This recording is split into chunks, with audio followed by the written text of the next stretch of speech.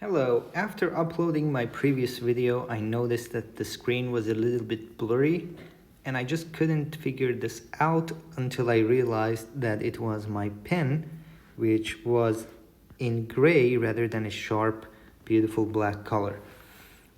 Anyway, we've been talking about expansive self-maps of compact metric spaces, and in that previous video, what we showed was this lemma, that if you start with any point and you keep plugging that into the function f, you get a subsequence which converges back to x0. The example we gave there was that of a circle, and f was the rotation, which happens to be an isometry rather than a true expansive map which increases any distances. And we see in this theorem that that is always going to happen. Any expansive map of a compact metric space is going to be an isometry, which means for every pair of points, the distance does not change after applying f. That's just unexpected. And to avoid having a very long video, I have written out the proof so we can go over it together. Okay, the proof starts by this first claim, that if you fix 2 points this time, you can find simultaneous subsequences that satisfy the claims of the previous lemma, which means the subsequence you find for x and k and makes it converge to x0 will work for y and k as well. This is not saying that any subsequence that works for x and k will work for y and k, but some subsequence does exist. So how do you prove this claim?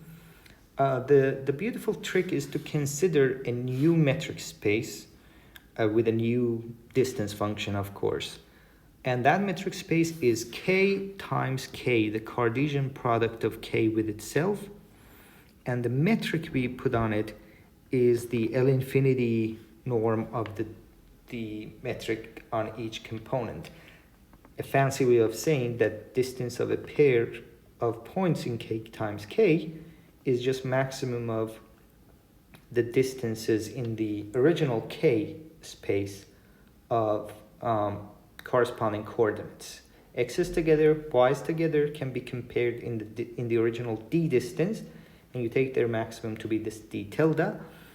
I've left out some claims as exercises. For example, that this d tilde is in fact a distance function, satisfies the triangle inequality and whatnot, and that the metric space k times k together with this d tilde distance excuse me, is a compact metric space. To prove that, you can use the fact that you have convergence of sequences if and only if you have individual convergence in the coordinates, as written out in this parentheses. Okay, now what we do? We apply the lemma from above to the function g, defined as follows: xy goes to f of x, f of y, and to the initial fixed point x0 and y0. But here I actually wanted to take the time to prove that g is indeed expansive, and that is just by definition. So you pick 2 points, which will be 2 pairs of points in k, and you apply g to them. By definition, d tilde is given by this maximum. And now notice that the first item in the max is bigger than dxy, and the second one is bigger than dyy prime. Here, great, there's a typo, x prime. And that is by definition just d tilde of the points you started with.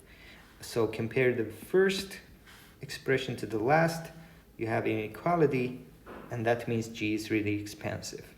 Now you have g expansive defined on a compact metric space. So if you fix any point, in this case we fix x0 and y0, the sequence you obtain from reiteratively applying G has a subsequence that converges to the original point you started with. And as noted above, this convergence means that individually the coordinates converge. And this is the completion of the proof of the claim that you can find simultaneous subsequence that converges for x's and also for y's. Now, for every index k, x and k, which is just if applied to x0 and k many times, and y and k will be bigger than distance of f of x0, f of y0. This is because f itself is expansive, and when you drop one f from each of these, you get a smaller distance. You keep dropping f, we've seen this from previous video, until you reach just one f here and one f here, because you have the same nk. And then again, you apply one more time, again by expansiveness, you end up with this. This inequality is true for every k. Therefore, you can take limit k goes to infinity.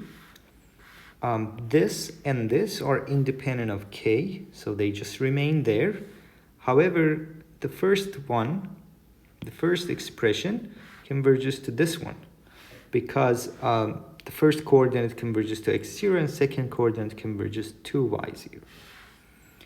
Now you have this same expression on both sides, and this quantity is squeezed between the equal terms.